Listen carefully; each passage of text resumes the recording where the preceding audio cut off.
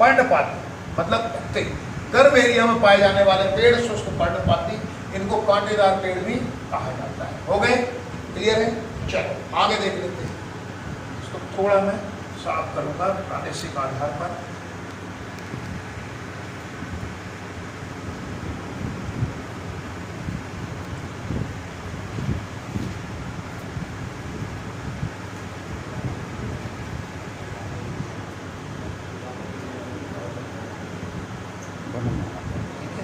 दूसरा देख लेते हैं प्रशासनिक आधार पर। जैसा कि मैंने आपको बताया प्रशासन का मतलब क्या है? एक सिस्टम को चलाने के लिए किस प्रकार से व्यवस्थित से प्रशासन करेंगे, वो प्रशासनिक आधार पर मध्य प्रदेश में वनों का विभाजन कर रखा है। तो प्रशासनिक आधार पर मध्य प्रदेश के जो वन हैं वो फिर 3 भागों में बांटती है। कितने आधार भागों में? 3 भागों में। सबसे पहले आते हैं आरक्षित वन,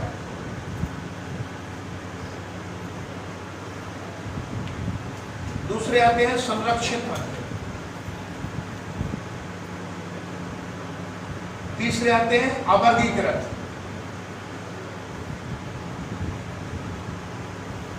क्लियर है? देखते हैं प्रशासनिक आधार पर। प्रशासनिक आधार पर मध्य प्रदेश के वनों को 3 भागों में बांटा गया है। आरक्षित वन, संरक्षित वन और अवर्गीकृत वन। देखिए यहाँ पर इसको देखते हैं, बंद कर लेना।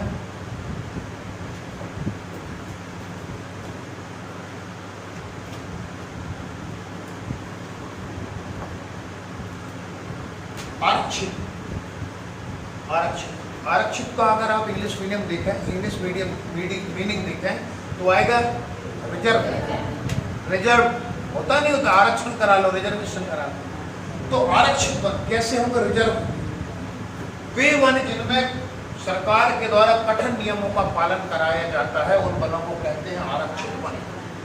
वे वन जिनमें सरकार के द्वारा कड़क नियम अपनाए जाते हैं, कठोर नियम अपनाए जाते हैं, उनको कहते हैं आरक्षित।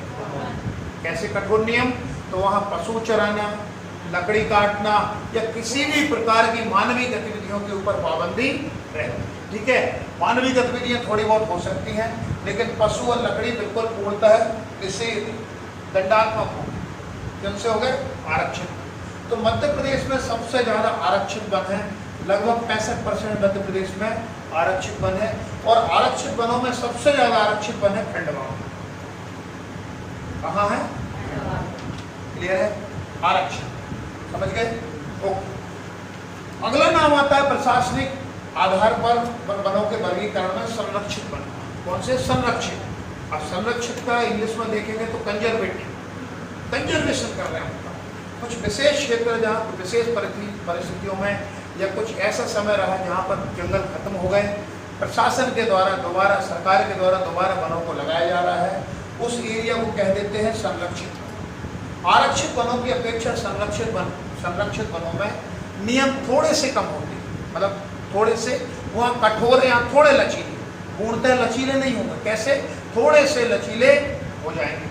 यहाँ पर लकड़ी काट सकते हो, लेकिन कौन सी? जलाओ लकड़ी। क्लियर है? वनोपज उठा सकते हो, लेकिन कौन सी? जिस पर आपको परमिशन है। पशु चरा सकते हो, लेकिन ऐसा नहीं कि पशु चराते चराते आग लगा दी। समझ रहे नहीं? इस प्रकार के वनों को कहा जाता है संरक्षित। अगला नाम आता है अवर्गीकृत। जैसे कि नाम से ही पता है, अवर्गीकृत। वे वन जिनका किसी भी प्रकार से वर्गीकरण नहीं किया गया, उन वनों को कहते हैं अवर्गीकृत। अवर्गीकृत कैसे अवर्गीकृत? तो आपको मैं बताऊं, अगर आप यहाँ से पचमढ़ी की तरफ जाते हैं तो यहाँ से 8-10 किलोमीटर पनारी के आसपास देखना, कुछ आम के बगीचे लगा रखे हैं, कुछ सिलारी में लगा रखे हैं। ठीक है, तो क्या है? वो भी तो पेड़ हैं, वो भी तो जंगल है। ऐसे टोटल जंगल मिलाकर लगभग 2% मध्य प्रदेश का अवर्गीकृत वन है। ठीक है, अलग अलग जगह अपने लगा रखे जो लोगों ने, उनको कहते हैं अवर्गीकृत। ठीक है, वापस देखते हैं। मध्य प्रदेश में वनों का वर्गीकरण देख रहे थे। वर्गीकरण 4 प्रकार से किया गया है: भौगोलिक आधार पर, प्रशासनिक आधार पर, प्रादेशिक आधार पर और प्रजाति के आधार पर। भौगोलिक आधार पर वनों के वर्गीकरण से तात्पर्य है किसी उस क्षेत्र की जलवायु विशेष के कारण वनों में जो परिवर्तन आए हैं, उन वनों को कहते हैं भौगोलिक आधार पर वनों का परिवर्तन या भौगोलिक आधार पर वनों का वर्गीकरण। भौगोलिक आधार पर 3 प्रकार से वर्गीकरण किया गया है। पहला है उष्णकटिबंधीय पर्णपाती, अर्थात वे वन जिनमें पतझड़ होती है, जहां 50 सेंटीमीटर से और 100 सेंटीमीटर के बीच बरसात होती है, वहां पर ऐसे वन पाए जाते हैं जो एक समय विशेष पर पतझड़ हो जाती है, उन्हें कहा जाता है पर्णपाती। दूसरे नंबर पर आता है उष्णकटिबंधीय अर्धपर्णपाती। अर्धपर्णपाती से मतलब क्या है? पेड़ की आधी पतझड़ हो, ठीक है। तीसरा शुष्क पर्णपाती, वो क्षेत्र जहां पर वर्षा 25 से 75 सेंटीमीटर होती है, उस क्षेत्र में शुष्क पर्णपाती पेड़ पाए जाते हैं। क्लियर है? दूसरा हमने देखा था प्रशासनिक आधार पर। प्रशासनिक आधार पर वनों के वर्गीकरण को 3 भागों में बांटा गया है: आरक्षित वन, संरक्षित वन, अवर्गीकरण। आरक्षित वन वे वन है जिनमें किसी भी प्रकार की मानवीय गतिविधियां निषेध है। लकड़ी काटना बिल्कुल मना है, पशु चराना बिल्कुल मना है। सबसे ज्यादा मध्य प्रदेश का आरक्षित वन है। दूसरा नंबर आता है संरक्षित वन का। वे वन जिनमें कुछ मानवीय गतिविधियां की जा सकती हैं, चारा काटा जा सकता है, लकड़ी काटी जा सकती है, लेकिन कौन सी जलाओ, ऐसी नहीं कि आप सीधा सीधा पेड़ काट दो। और तीसरा अवर्गीकरण। समझ में आए? तो तीसरा देखते हैं प्रादेशिक आधार पर वनों का वर्गीकरण, ठीक है। प्रादेशिक आधार पर, तो प्रादेशिक आधार पर फिर पेड़ मध्य प्रदेश के वनों को 3 भागों में बांटा गया है। पहला है विंधन कैमूर श्रेणी। कौन सा है? विंधन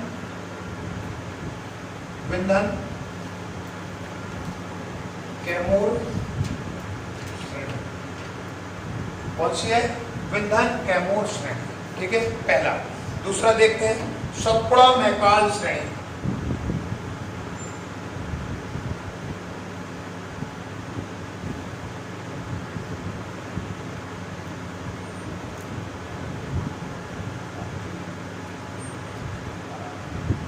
सतपुड़ा मैकाल श्रेणी। और तीसरा है मुरैना शिवपुरी पठार श्रेणी।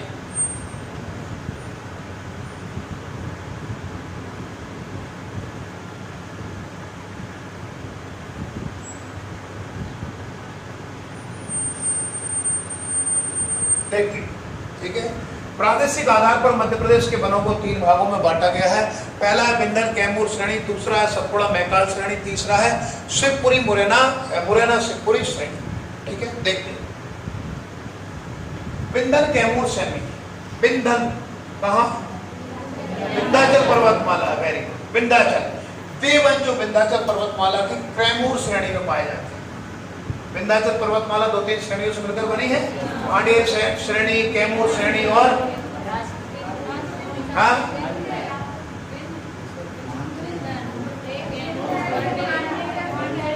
कौन सी? हाँ, विंध्य, भांडेर, कैमूर, 3 प्रकार की सीरीज हो गई। कैमूर सीरीज सीधी आपके बिहार तक चली जाती है, ठीक है। वापस देखते हैं, तो जो विंधन श्रेणी है ना, विंधन श्रेणी, इस पर पाए जाने वाले वनों को कहते हैं विंधन कैमूर श्रेणी, ठीक है। दूसरे वन सतपुड़ा मैकाल श्रेणी। क्या लिखा? सतपुड़ा मैकाल श्रेणी। सतपुड़ा मैकाल श्रेणी, ये अपने पीछे वाला सतपुड़ा पर्वत, ठीक है, सतपुड़ा पर्वत। और मैकाल कौन सा है? अनूपपुर, जिला अनूपपुर से होकर सीधा छत्तीसगढ़ चला जाता है, उस पर्वत पर पाए जाने वाले, ठीक है। कौन से हो जाएंगे? सतपुड़ा मैकाल श्रेणी। और तीसरा है मुरैना शिवपुरी पठार, यानी कि मुरैना और शिवपुरी ये मध्य प्रदेश के टॉप वाले उत्तर वाले एरिया में पाए जाते हैं, उन वनों को कहते हैं मुरैना शिवपुरी पठार श्रेणी, ठीक है। क्लियर है? चलो आगे देख लेते हैं अभी प्रजाति के आधार पर। अब क्या है? प्रजाति के आधार पर। तो प्रजाति के आधार पर हम यहाँ देख लेते हैं कैसे किस किस प्रजाति के वन पाए जाते हैं। तो मध्य प्रदेश में प्रजाति के नाम पर सबसे ज्यादा वन पाए जाते हैं सागौन के। किसके? सागौन के, ठीक है। चलो अगला आता है हमारा प्रजाति के आधार पर, ठीक है। तो पहला है सागौन वन, यानी वे जंगल जिनमें सागौन हो, सागौन वन। जो सागौन है मध्य प्रदेश में MPPSC 2020 वाला है, पिछले साल जो भी पेपर हुआ था ना, उसमें आया था मध्य प्रदेश में सागौन के जंगल पाए जाते हैं 15%, 20%, 25%, 30%, ऐसा है, ठीक है। तो लगभग 20% पाए जाते हैं, ठीक है। सागौन के वन मध्य प्रदेश में वन एस्थेटिक रिपोर्ट 2019 के अनुसार 20% मध्य प्रदेश में सागौन के वन पाए जाते हैं। ठीक है, अगला आता है साल वन, यानी कि साल के पेड़ के जंगल। साल वन, जो साल के पेड़ है मध्य प्रदेश में संपूर्ण वनों में 4.5% पेड़ जो है साल के हैं। ठीक है, सागौन वन, साल वन, और तीसरा आ जाएगा मिश्रित वन। कौन से? मिश्रित। मिश्रित से क्या समझेंगे? सब कुछ, साल और सागौन को छोड़कर सब कुछ किस में जाएंगे? मिश्रित। क्लियर है? तो 24% लगभग 25% ये दोनों हो गए, बाकी 75% ये हो जाएंगे मिश्रित। ठीक है, अब मिश्रित वन में हर, बहेड़ा, पीपल, नीम, महुआ सारे पेड़। क्लियर है?